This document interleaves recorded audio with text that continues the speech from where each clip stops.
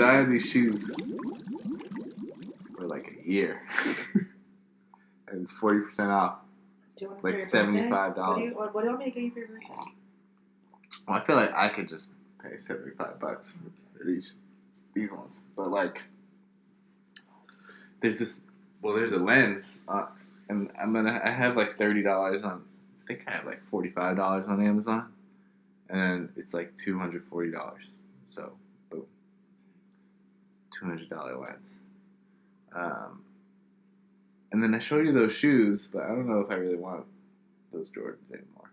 Okay. You think I'm a guy that can rock Jordans? Yes. Really? Yeah. Why? Because you're not annoying. Like, you don't look annoying, so you can wear the shoes. You can wear anything. It's all about your demeanor. Yeah. I feel like I can't unless I'm wearing a hat. Why? I don't know. I feel like my hair doesn't match. I feel like I gotta have like a classic like Asian. No, the only reason that people can't. Asian hip hop haircut. No, the only reason people should not wear Jordans is that they look like they're trying too hard. But like, you can wear them because you just look like a dude that likes Jordans. You not still like have you're making a statement. You still have the ones that I sent you then? No. Right, I haven't seen my nails at the photo. Alright, well. Back to the Rice Club.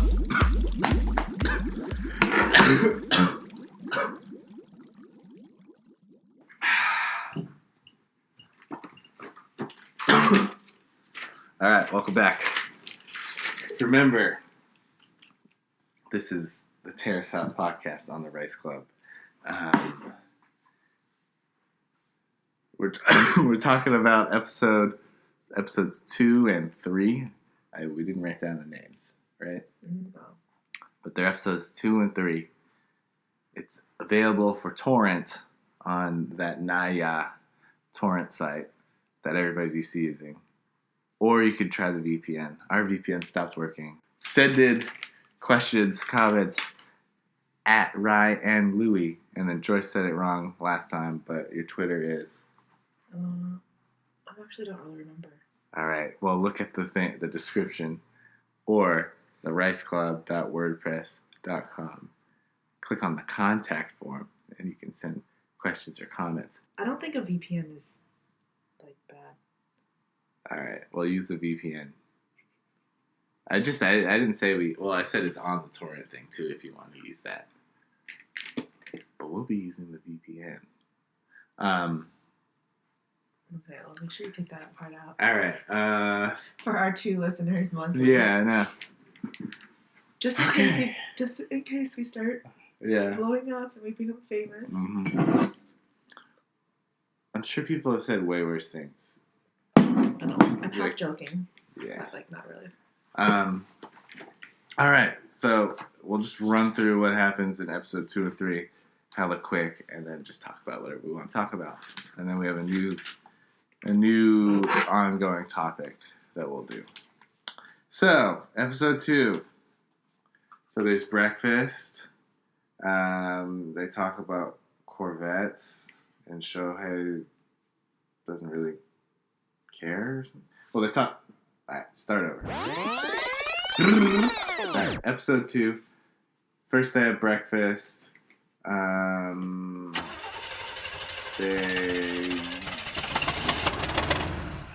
really happened though. Alright, let me try that again. Do you have a better rundown or do you not? I didn't really do a recap. I just made notes of what I thought. I don't know if we really need to recap anymore. Yeah, I think I'm mixing things up. I'll try to do a quick one though. They have breakfast. There's a guitar date coming up. Later that night, they want to go to the girls' room to see the girls' groom. Then they talk about going to Kaori's shows. Next, the boys and girls debrief in separate rooms. We get to see band practice with Kenji. We get to see studio dance training or muscle training with Risako. Then the tempura dinner happens. I don't know and if that's the episode. I don't really know about Japanese names, but it's funny that 2 out of 6 people on the show, they're like names of people that have already been on the show before. So these castmates must have names that are like Jessica, Rachel. Yeah, maybe like Risako is the Rachel of Japan. It's probably like Tom, Ryan. So who are the other? Well, Kenji's common. Kenji's like Kenny. Yeah. But what were the other ones? So Risako is common. Oh, Shohei. Shohei's like Sean in Japan or something. Because Shohei's on there a lot.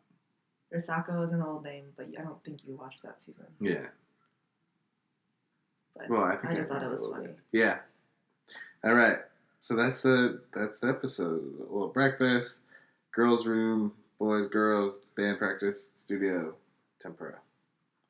What were your highlights for this episode? I think at the beginning it was how Kenji kept reminding me of Shohei from Opening New Doors. The way he says like Majide, like the exact same way. The way they both like make eye contact and like are really intentional, and they like shrug their shoulders a lot. And I noticed that he puts his hand on the chin a lot, and I'm sure you can already imagine Shohei from the last episode putting his hand on his chin a lot. I don't know. I wouldn't have put those two together, but now that you say it, like kind of, but the biggest difference is that Kenji is just much easier to look at, like just his face. And Shohei's face was just like, and this is Shohei from last season, like you just want to like punch him. Yeah. Whenever he's like on the screen, but maybe, and like Kenji's much more subtle. Like Shohei would burst into tears and stuff, like in the same way that the Aloha State guy would, like almost like he was like performing for. Yeah, that's actually true. Yeah.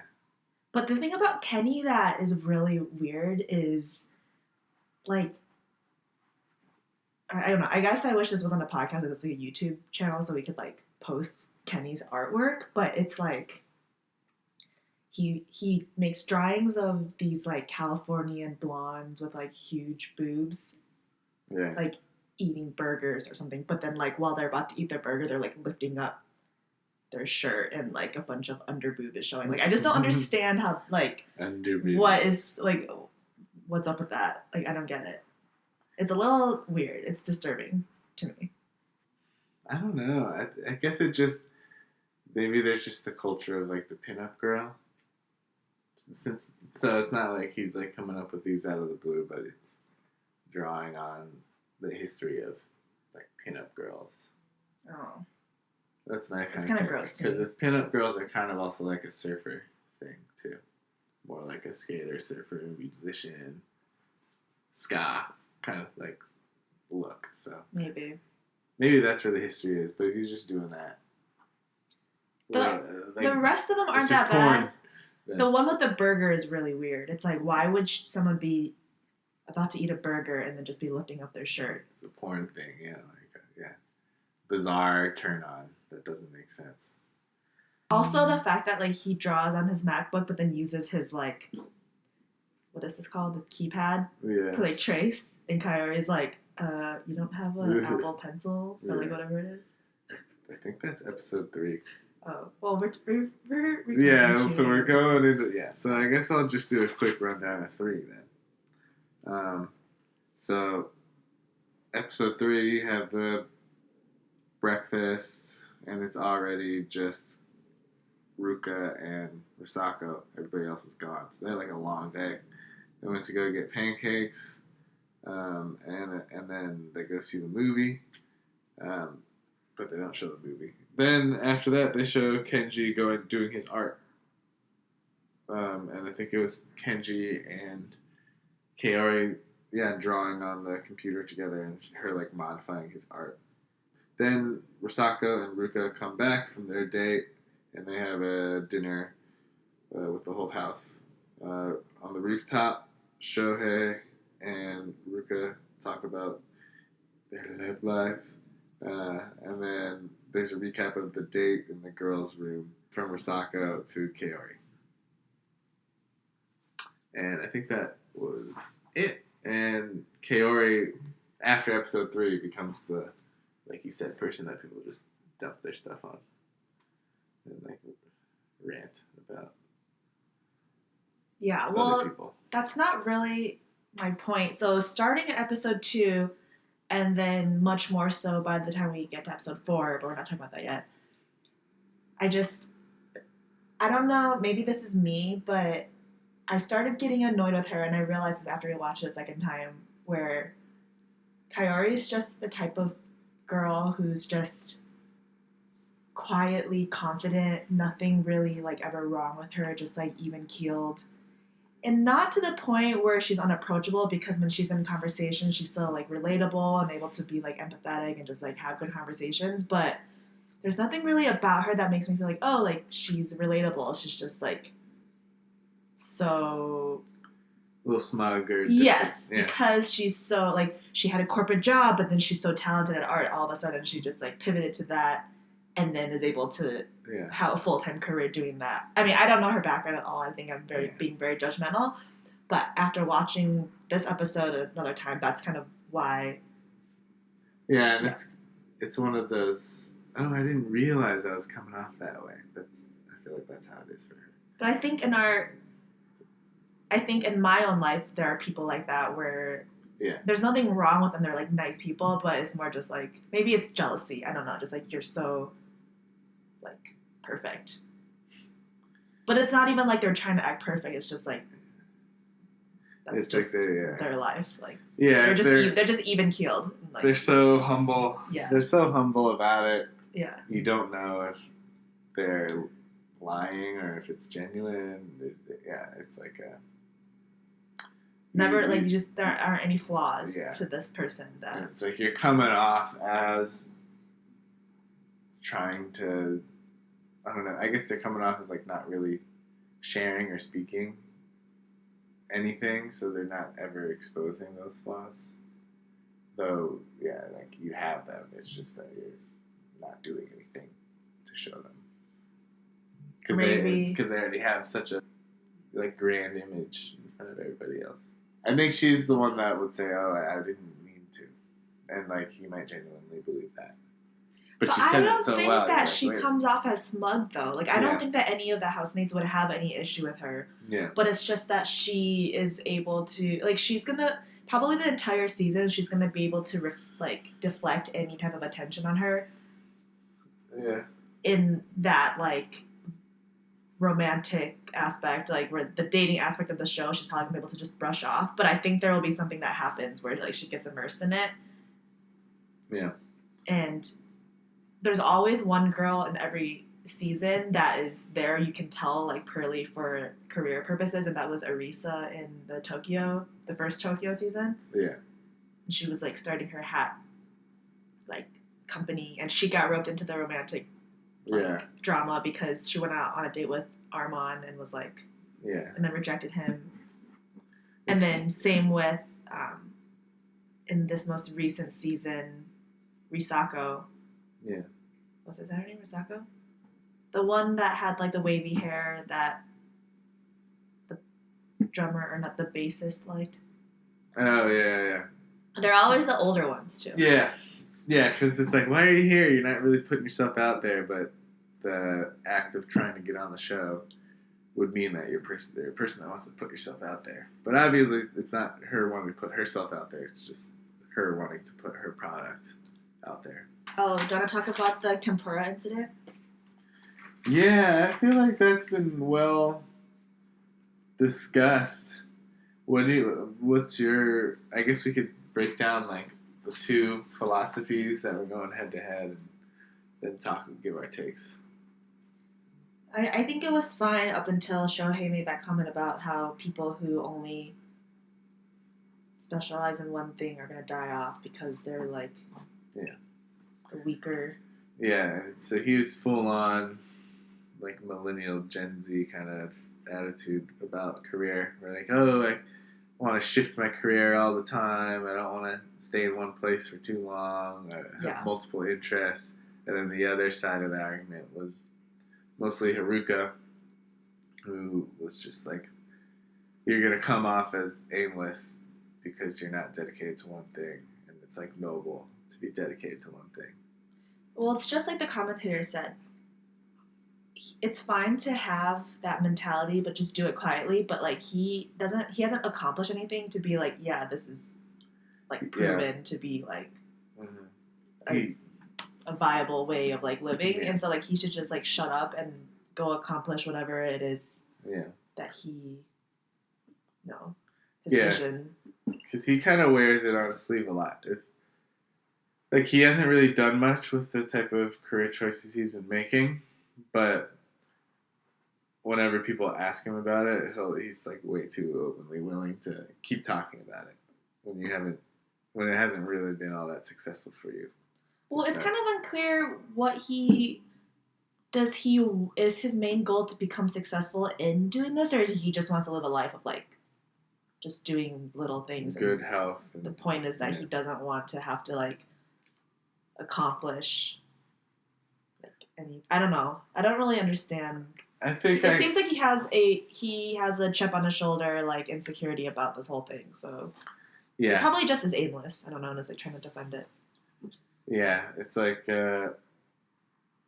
if you really felt secure about how you were doing, you wouldn't keep talking about it. You wouldn't keep engaging debates. Yeah, like Kaori, she's just so awesome. She doesn't really brag or talk about it, but she's crushing it.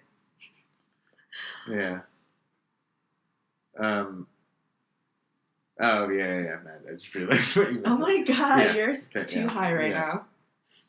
I'm not re-recording. I guess for him, it's like,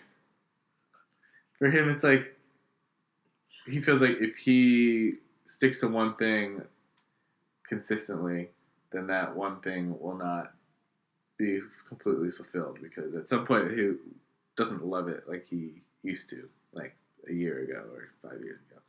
But if he hops around between multiple things and every time he's at A, B, or C, he's 100% in love with A, B, and C, then eventually A, B, and C career choices would converge.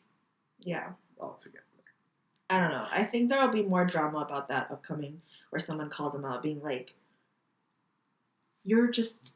I don't see you doing anything. Like, you say you're working toward this, but then I see you're up until 4 a.m. watching videos. Like, someone will call him out at some point. Yeah. Probably Haruka, I don't know. But for us already, I was thinking, like, whenever he's on his laptop, is he working on his, like, he's always made to look like he's working. And people say, like, oh yeah, he's working. But I can't help but wonder, like, what are you really doing on the other side of that screen? Is it just YouTube, or you writing a novel, or is it just chatting with your friends? Let's talk about Ruka. Okay. Well, I feel like he's still very shy in these first episodes 2 and 3. But I think that he made the tides are turning for sure. But I will say that I was completely wrong when I said about in the last episode about him being friend zoned. It's actually the complete opposite. Yeah, and that would go more to episode 4. But well, actually, no, it's not necessarily only episode 4. Yeah. No, it was already happening by 2 and 3 because he got sick, and then she brought him the soup. Yeah, and then the other girl, he basically offered to pick up the other girl. And I think in a very suave way. This might be a cultural thing, but I think that there is like a type that girls like that's like, I don't know, the baby face or like. Yeah, cute, almost K-pop. Yeah. Yeah. But I don't know. His stock has been rising every day since that first episode, so we'll see what happens. Yeah, and then by the end of episode 3 is when, like, he's got the new haircut. Where in the first parts of in all of episode 2, all of episode 1, and then like the first half of episode 3, he had those bangs like covering his eyes all the way, and you couldn't really see him. And then like at the end of episode 3, when he asks out or like offers to pick up Haruka, he is the best dressed. You see his face, his eyes, everything. He is the best dressed castmate, which this season has been a bit of a disappointment because none of them are really that, like, especially the girls. I usually like to watch the show for the fashion, but they're kind of a letdown. That's why I don't really think Haruka's like all that cute. She's because by the way that she dressed, she's like a tomboy. Yeah, it's like a tomboy, but it's not full tomboy. You know, where she still wears like feminine wear when she should just lean into all. She's just not your type. Yeah, and then she has the lip. What was the name? The Miwako girl from like the original season. Yeah, where the lips turn up. Yeah, like the lip kind of turns up and twists a little bit. Yeah. Like, I wouldn't say she's not cute. Yeah. But that little, it just throws you off a little bit. Sets you astray a little bit. I don't know. So, I was stalking them on Instagram yesterday. Yeah. Who do you think has the most Instagram followers? Yeah, I know the answer to this question. Okay. I'll go through them all. Kenji, he's a musician. I could see him having a lot. Ruka doesn't have one, right? Yeah. Haruka, she's I feel like she could be the one with the most, but she leans away from it. Like, she's an actress, but she doesn't really. I haven't even seen her act at all, really. Yeah. Then there's Risako, the trainer. I don't really see why she would have it all of it. You're basically saying none of the castmates. Yeah, I don't know. I guess if I had to guess, it would be. Well, then there's Kaori. I'm gonna guess it's the guitarist. No, it's her. The parkour girl. She has like 100,000 followers. Does she do a lot of parkour on there? Is that why? I don't know. I don't think so. Maybe it's because it's like a niche thing. Like, yeah, she's super interesting to me. I feel like from 2 and 3, my thoughts were like, she's like an old breed of city woman that's not all that common anymore. Or I feel like it was more frequent back then in like American cities. Like now, there's a lot of office work. Like, it's pretty much if you go to San Francisco, you just meet startup workers constantly, and you don't really meet the like auxiliary people. But she's like a classic old time auxiliary person where she's like a trainer and she like does fitness, and she probably has like a clientele of like wealthy office workers or actors or performers, and she's kind of like that, like not like a parasite on the city system, but like has that like symbiotic relationship. Okay. So like the main rent payers or money generators do their thing, and then she's there to kind of add to their life and well-being. It's like I don't know, like I feel like nowadays you'd probably expect like your yoga instructor to be like 50 years old or older, you know, kind of like that old school, I moved to the city in a less corporate way and in more like a dreamy way. But like she's young and she's kind of like adding to the pipeline of yoga trainers, and then one day she'll be 50 and she'll be like that. Yeah, I guess I see traditional city woman. I want to see more of her parkour stuff. Yeah. What's on her Instagram? Just more like her training people? No, it's like a very typical influencer account. But I'm sure she's famous in like the circle. Like the fitness circle. Yeah, they all seem like they got a little connect to like get on the show. Well, yeah, that's how they get on it. Is they're all like friends. Like if you look at all their profiles, they like other alumni already follow them. Yeah. So. Yeah, I wish that it was like it wasn't as connected. It's kind of more like anyone can get on, you know, like ooh, like we're just gonna pull random and just make it a true experiment. But it really is kind of like a weird pipeline, even though there's no formal way to showcase their potential as a star. They don't like oh, we have to do, it's not like making the band or whatever. Right. Well, they do like record their, they film their shows or whatever. It's like a pipeline, but like never advertised as a pipeline. Yeah. So I just don't think of their selection process as that biased, but it totally is. I mean, I'm sure they choose first and foremost the castmates based on looks. Yeah. And then like secondary is what they bring to the table.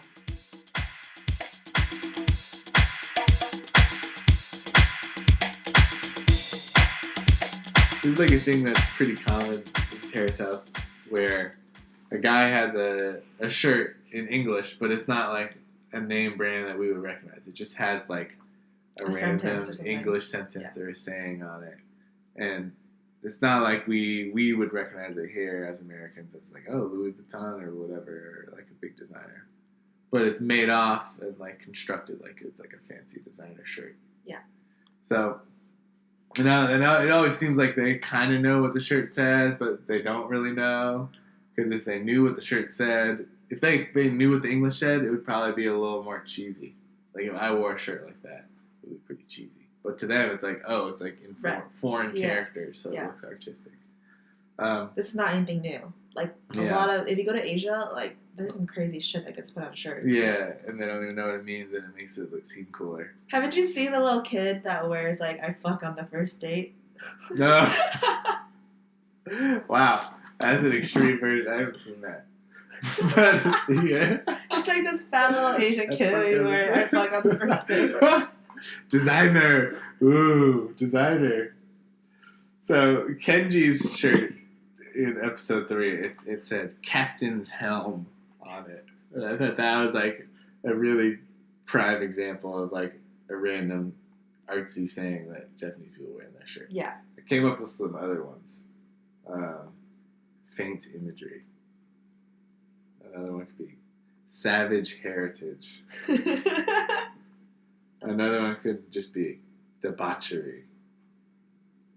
I could see them having like a girly, cutesy one where it says "comfy" and with like an exclamation point at the end in like all caps, cute letters. And then maybe even just fish and chips on a shirt. Do you have any shirts ideas? No. Fish and chips. Fish and chips. So I guess we want to close the show with a new tradition where we give awards to the... Wait, I do have one more thing I wanted to bring up. So you know how Haruka and Ruka go on their date to this Dutch pancake place? Yeah. And I guess we'll be able to see this for ourselves when we go to Japan in a few months, but I've always wondered how similar to the real thing these restaurants are when they are like, the interior is so perfectly decorated and like... Especially the Italian. Yeah, and I'm just like, I've had Italian food in Taiwan and it does not taste like Italian food at all. There's hella Italian food on Terrace House. But Japanese people take it to another level. They're so good at imitating, like especially visually, like the surround, like whatever the vibe is. But like, I'm really interested in what the food tastes like. Yeah. So, all right. Oh man, thank you. That's like an itch that I never knew I wanted to scratch. They have so much Italian food at Terrace House. It's really funny. And they they treat it like sushi. Like I'm studying pasta. Yeah, it's like, oh man, whoa. I don't think I've ever had Italian food in Japan, but in Taiwan it does not taste good. Probably because they don't really use real dairy. Yeah. Like people in Asia don't. Yeah. I don't know if it's changed, but like when I was little, we would drink milk from like the powder. It's like the powdered milk and like none of that real stuff. No one even really eats cheese, but I'm sure it's changed now. Yeah, it's like, whoa, then you're making crepes in Japan. Like, we can do that in America, but I don't know. But does Japan and France have, like, a close relationship? They both have Eiffel Towers. That's what I'm saying. Japan is, like, the master imitator. Yeah. They really opened themselves up to the world, like, before any other Asian country did. Before China, before Korea. Japan, like, right after World War II. They just, like... You nuked us, but we're gonna just like take. Yeah, it's kind of weird how that just kind of got not swept under the rug, but you don't really hear Japanese people being like, immediately, fuck you. yeah. Like, there's like not really that much animosity Immediately toward after, Americans. Yeah. Immediately after dropping the bomb, it was just like, boom, we're going to move out the shogun, capitalist government. Cool. It was like right after World War II, just, and I don't know. they're just like, Japanese people were just like, yeah, it's like, it's a sweet fridge. Like, I've never had a washer dryer before. Let's just do this, whatever. I don't know. Yeah. It's so fascinating. The world was bigger then than it is now. Like, if there was a nuke, everybody in the whole world would know about it. Maybe during World War II, someone on an island far away, or even in Tokyo, away from where the bombing was. Well, it wasn't as, like, real or in their face. I forgot where I read this, but people from the areas that were bombed are, like, discriminated against, I think. Like, other people don't want to marry or have kids with people that are from those areas because they're, like, afraid of, like, the radiation. Almost like they're, like, plagued with, like, some disease or something. It's like we like our American transition, and we're just gonna, like, forget about you. Yeah, I don't know. Don't quote me on that, but I'm pretty sure I read something like that, like, recently. Yeah. Anyway, we just talked about shit that we probably don't even understand. So sorry for anyone we offended. Yeah. We need to get a Japanese studies PhD in here. But yeah, Paris, Japan. I was thinking Paris, Japan have a relationship, and I feel like that was heavily influenced by the Rugrats in Paris. You know how there's like that Tokyo, Paris connect through like Reptar or whatever. Yeah. Is there Disneyland in Paris? Yeah. And then there's a Disneyland in Tokyo. Yeah. So that is the connect. Okay. Anyways, so we want to introduce a new tradition, kind of like a winner and loser that continues as a thread through each episode. And we call it, so the winner is the championship belt. Who has the championship belt right now? And we can kind of each have our own, I think it's more interesting if we each have our own qualifications on what makes a champion. Yeah. You know, like, because if we had the same qualifications, then it would be easy to just, like, agree on one. It would be interesting if we had, like, different champs. Well, the championship belt is paying homage to, I forgot even his name. Daiki, the boxer. And then we'll have a loser of the day, which is the Omu Rice Coward. Yeah. For those the Omu Rice Coward of the week. Well, you still have to watch the episode, but there's a whole thing about that. The biggest scandal of Terrace House history. Yeah. So you might have different terms for your coward than me. I might value different things in my viewing experience than you. You know? Yeah. So we can see who we feel like is our champ and who's our coward. So after episode 1, who is your champ? Let's start there. So then go into 2 and 3. Probably Shohei. Yeah, Shohei was my champ too. He just came across as super mature, confident, clearly articulated. He made all those considerate. Yeah. He was like, I didn't want to seem abrasive, like, or something like that. I forgot what he said. Yeah, and so he seemed like the most mature. Yeah. And then coward for episode 1. Probably not Haruka, Risako. Because did they go grocery shopping after episode 1? She just got dusted the whole time. Yeah. And then she overshared during her intro. Yeah. Just came off as desperate. Yeah. And then also maybe, like, if you use the more literal definition, like Ruka, just because all he was doing, he just didn't say. Blushing. He was like by dictionary definition, a coward in some ways. So your pick was Ruka? Yeah, I don't think Risako did enough to, like, look bad there. But she did look like a loser there. Like, she handled it so gracefully. Like, she gets iced out, like, all the time. Yeah. So she knows how to, like, play it off. So I guess, I can see that. I'm somewhere between Ruka and Okay. And then Osaka. how about after episode 2 and 3? Episode 2 and 3. So 2 was the Tempura Incident. So just an all-time flip for Shohei. Where, like, first episode he seems so well-adjusted. And then second episode, all of a sudden he, like, falls to the complete opposite of what his perception was. I would say he's still the coward after... Shohei? After episode 3, yeah. Yeah, after episode 2 he did the complete flip. And then after episode 3... didn't do anything to, like, change, right? Yeah. Because all he was doing was, like, pretending to work on his laptop while, like, Ruka was flirting. Or, like, when he, in episode 2, remember he takes, or maybe that was episode 3, he takes Ruka up to the roof. Oh, yeah, yeah. Like, Shohei and Ruka on the roof, and he's smoking, and they're talking about, like, girls, and, like, they're talking about Ruka's dates and not talking about Shohei's dates because he hasn't gone on one yet. But he does.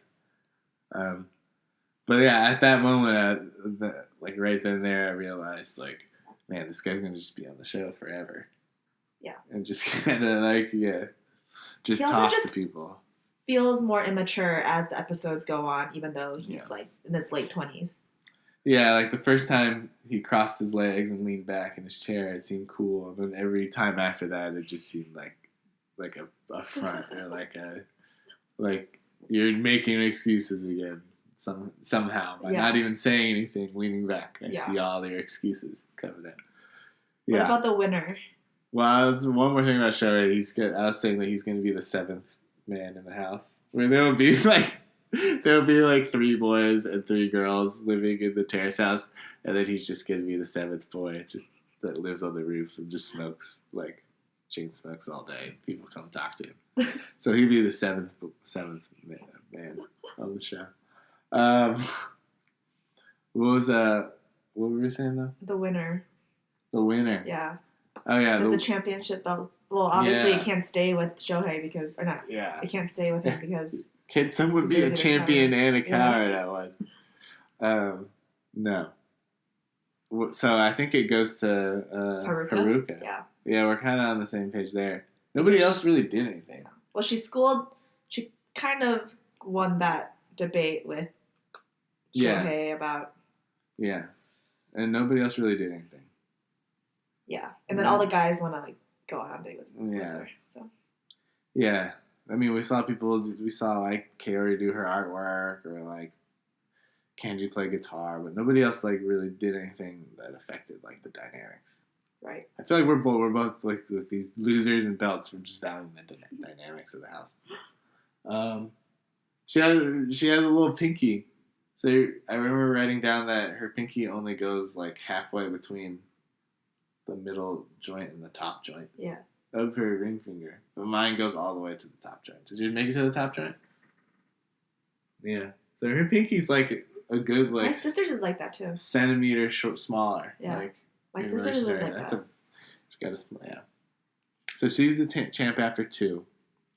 I gotta say though, like, I don't really... There's not one cast member that I really like right now yet. Yeah. But hopefully that changes. After 3 though... After 3, it seems like Ruka's almost taking the belt from Haruka. Yeah. Like, he's the one that, like... First, like at the end of episode 3? First, it seemed like, like, episodes 1 and 2, it seemed like Ruka was the one that had a crush on Haruka, which he did, and he would kind of look at her and not talk, or, like, not know what to say. But then by the end of episode 3, it's turning into, like, oh, Haruka can't stop looking at him. Yeah. Like, she thinks he's beautiful, and it's like, really, it's now seeming like she wants him more than he wants her. He also has the endorsement of the commentator. Yeah, Reina. Yeah, so. She loves him. Yeah, so champ already by the end of episode 3, Ruka.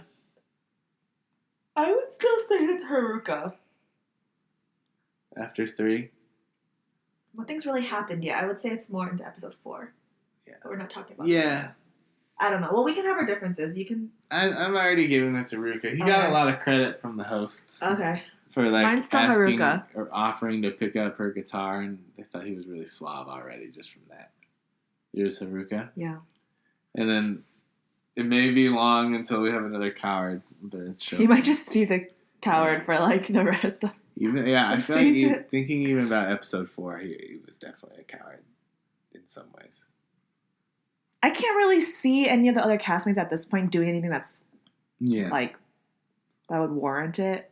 Maybe like I could see Haruka becoming like really mean or something. I don't know. Kenji had like a really bad date. No, that was episode 4. Wasn't it? Episode 4. Yeah. Okay. Well, let's just end it here. I know. Yeah, we're already bleeding into the next one. So excited to continue. I must go get my nails done.